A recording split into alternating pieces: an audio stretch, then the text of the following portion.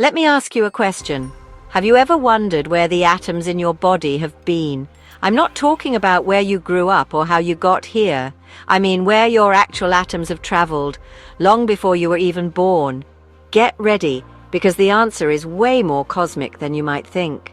Almost every atom in your body, except for the hydrogen and helium, was forged in the heart of a star. That's right. Inside some massive sun, millions or even billions of years ago, nuclear fusion cranked out the oxygen you're breathing, the iron in your blood, and the carbon in every cell. But it doesn't stop there. When those ancient stars exploded in dramatic supernovas, they blasted their newly made elements out into space. For decades, scientists thought this star stuff just drifted around until it became part of a new generation of stars, planets, and, eventually, us. But as it turns out, our atoms were on a much wilder journey. In 2011, astronomers uncovered a cosmic conveyor belt, giant currents known as the circumgalactic medium.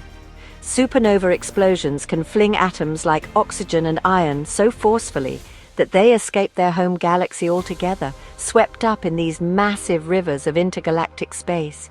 And eventually, these atoms fall back down, rejoining their galaxy for another round of star and planet building. But what about carbon, the element at the heart of all life?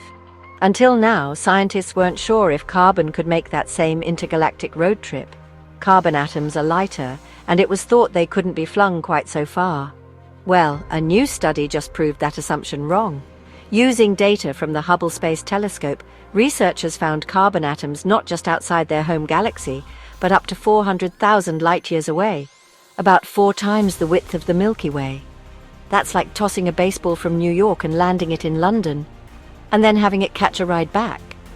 This means that the carbon making up your DNA, your muscles, your bones, it likely spent millions of years cruising through the void outside the Milky Way before coming home to help build you.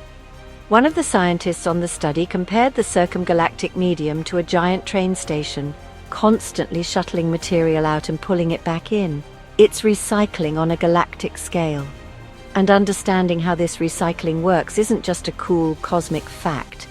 It reveals how galaxies like ours keep forming new stars, and what might ultimately cause them to run out of fuel and fade away.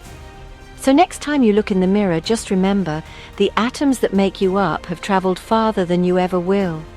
You're literally made of recycled stardust, with a passport that's stamped Milky Way and beyond, and that to me is pretty mind-blowing.